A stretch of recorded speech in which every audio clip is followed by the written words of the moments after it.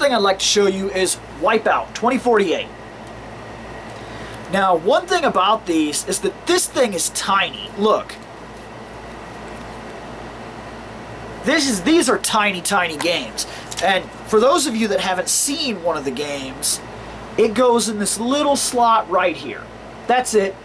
That's it. It's that. That's the game. So these cases are more important than they've ever been. They're real small, they fit on your shelf, they don't take a whole lot of room up, but they are extremely important compared to what you used to think. A Game Boy game was easy to misplace. These things, if they fall on the floor and you walk away, you may not find it again, especially if you have a dog. This thing is gone forever. But to tell a little bit about this game, it's a racing game. It's fast. It's way fast. Tough to control sometimes. But is it bad? No, it's actually a lot of fun, and it's one of those type of racers that I like, where they incorporate weapons into the game, so you can shoot missiles and do boosts and things like that. More like a kart racer, but taken seriously. It's definitely worth you checking out. This, I think, is one of the best games, if not the best game, on the entire system. This, Persona 4 Golden. Persona 4 was already great. Take into account that this game looks better, plays better, has more options, more storyline, more voice acting, and is just an all-around more enjoyable experience with even more level grinding, and you learn more things on top of what you already used to learn, access to new summons. This game is great. This game is great. This game is great. Now that I've said it 3 times, I hope you understand that this game is great. If I recommend one game today, just one, it's this. This is the RPG dream. It takes a little while to start. I'm going to be honest with you. The first 2 hours is basically storyline accumulation. But after that, you will never forget your Persona 4 Golden experience. You just won't. Dynasty Warriors is one of those games that has pretty much lost its edge with me. I like the Dynasty Warrior Gundam, but I don't really care for Dynasty Warrior people anymore. But this changed my opinion. When I got Dynasty Warrior Next, it felt fresh again, and I had a great time playing it. Just an absolute great time. Now, Dynasty Warriors is one of those games that gets marked down for being repetitive. Well, there's a very simple thing here. You get a guy, he's a hard ass, you beat down thousands upon thousands of enemies, and no man who ever wielded a blade came close to the power that you have in your hands. And that's all this is. But it's done very well. And the last couple Dynasty Warriors, I really didn't care for them. I was bored with them. I've been playing a lot of Dynasty Warrior Gundam 1, 2, and 3 because these just lost their edge with me. And if the next Dynasty Warriors that comes out follows more something like this, then I'll come back to it.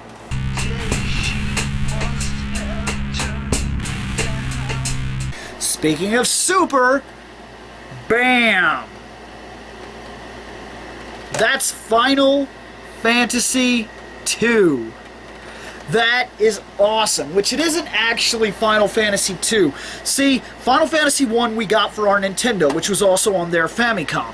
Famicom then produced Final Fantasy II and III, but they were never turned into Nintendo carts to be brought over here. So we missed out on that completely. And because of that, when we finally got around to getting what was supposed to be Final Fantasy IV, the American market didn't want to seem like they were behind. I'm guessing either that or to avoid confusion and stop the American buyers from trying to run out and find 2 and 3 like, well, I don't want to buy 4 because I don't have the other ones. They just labeled it Final Fantasy II, and they changed the intro screen, and then they did the rest of what they needed to translate the game.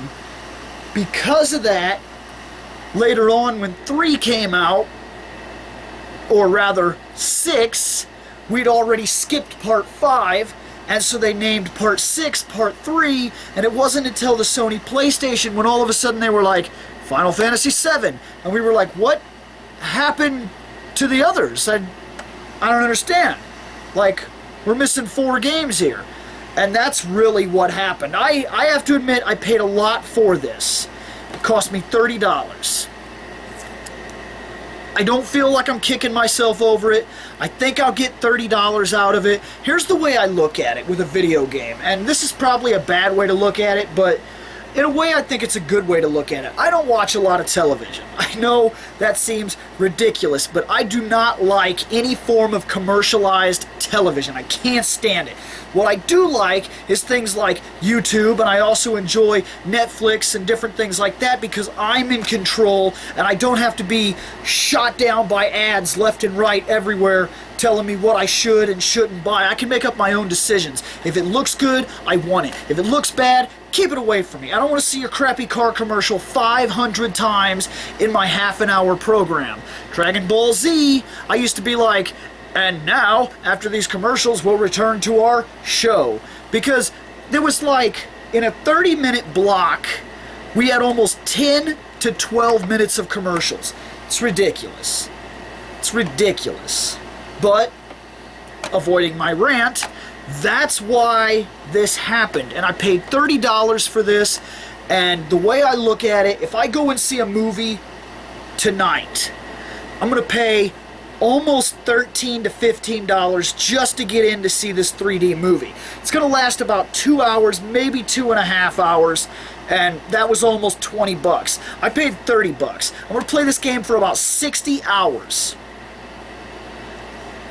If time is money spent, then I get my money back.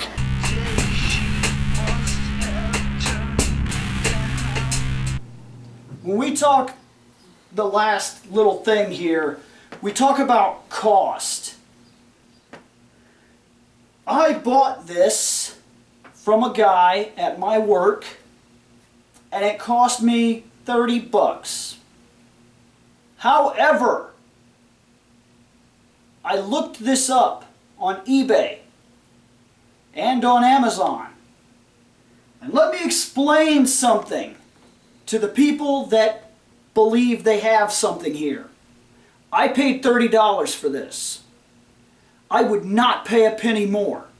For every lame brain idiot online that calls this a sturdy construction all-purpose rack, this is not worth $290. No! No! That is too expensive. It is ridiculous. It is unheard of. For that fact alone, I'm going to give this thing a minus. Because to look this thing up, no, it gets a double negative. This thing is ridiculous if it costs that much. So I'm going to give this a double score here. This thing, in the price that I paid for it, is a plus. It has its purpose. It costs exactly what I think it should. Especially since they're all old and used now. For the price that you will pay on eBay, this gets a double negative.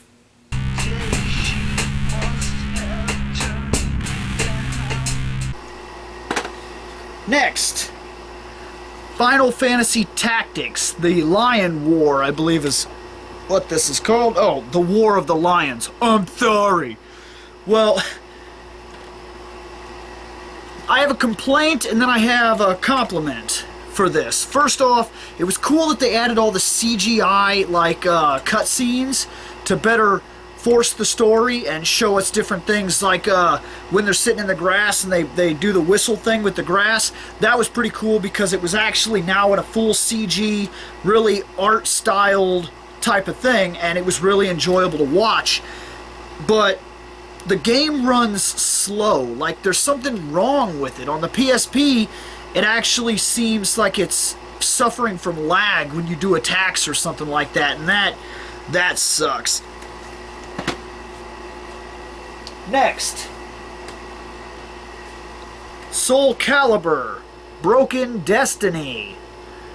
This was a great idea. However, I do not believe it was done right because it just feels crippled, and it's not about the fighting. The fighting seems to work exactly like it would on the PS3 or whatever. So that's not where my problem comes in. Where my problem comes in with this game is that there's no arcade mode. there's nothing but essentially a really dumbed down versions of Weapon Master Mode, which is more or less a giant tutorial that you just do step by step by step by step by step, and it's just feels like wasted potential. Otherwise, it's a lot like playing Virtua Fighter 5 or Tekken 6, where you just go through random fights and you pick from one of 6 people or whatever, and then as you win, you get experience, which upgrade your level of combat. Oh, and you can customize characters. The customization for this, however, was better than what we had with Soul Calibur 3, and Soul Calibur 4 had not yet, well, Soul Calibur 4 was out, yeah, but this has got even more customization options than Soul Calibur 4, so it blew me away in that aspect. But then you couldn't transfer guys that you'd made into Soul Calibur 4, and you also couldn't get weapons and items or nothing like that, so it was kind of wasted potential. Next, Metal Gear Solid Portable Ops. This was the first Portable Ops, and of course I've still got to get the stuff here, but this was the game right here, and I enjoyed it. A lot of people cried about this game, and I don't understand why.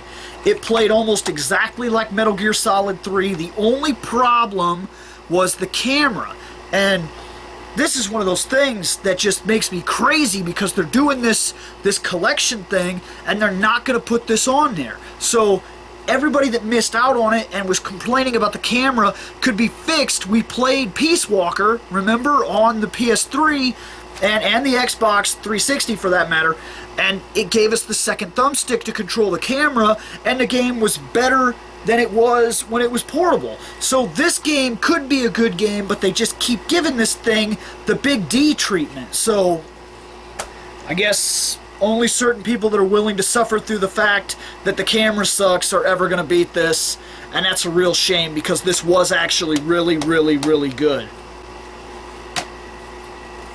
Parappa the Rappa. Yeah! This game is wild. The art style is one of the biggest things that really draws you into this game. Just being able to play. Everybody's like this real flat paper type of guy. And it's just, the attitude of the game is what's so great about it. The raps are crazy. Like you go in to learn like better martial arts rapping from your sensei, which is a smelly onion man. He's like, kick, punch, it's all in the mind. It's really sweet. It's so goofy. A lot of the rhymes stick with you. Like there's this crazy one where you're driving down the road, you got to learn how to drive and different things like that. There's one where you have to take a piss, I believe, and you're like, oh, and you're rapping about how bad you got to go, and you start like getting all crazy, and you're seeing other people, and it's wild. It's really super enjoyable, and it translated well onto the PSP. The only thing I have to say about it is that it still suffered from the timing problem that the original game did. Metal Gear Acid 2 and Metal Gear Acid 1. The coolest thing about Metal Gear Acid 2 is this thing. This is the 3D Konami box thing. It's pretty wild, but the entire game was done in 3D, and you can actually take this box and it goes like over the PSP, and then you can set it up so that you can use it to kind of look through as you play, and it turns it into like a Virtual Boy experience that's enjoyable, because everything is really 3D, and the effect is actually quite nice. And if you never got a chance to see this, it's getting a lot more difficult to find it with the actual parts intact. A lot of these, they were cardboard, and of course they're really easy to mess up and destroy. So a lot of people that have this game do not have the box to it. This is a card battle game, yes, but it was done extremely well, and of course it has a Metal Gear type story, so nobody knows exactly what's really going on, and it's open to multiple interpretations, but it's really enjoyable. It did have a good story, it was fun to play, and if you could just get over the fact that it's a card battle game and give it a chance, the strategy and layout of the game is still very Metal Gear Solid, so there's that to think about.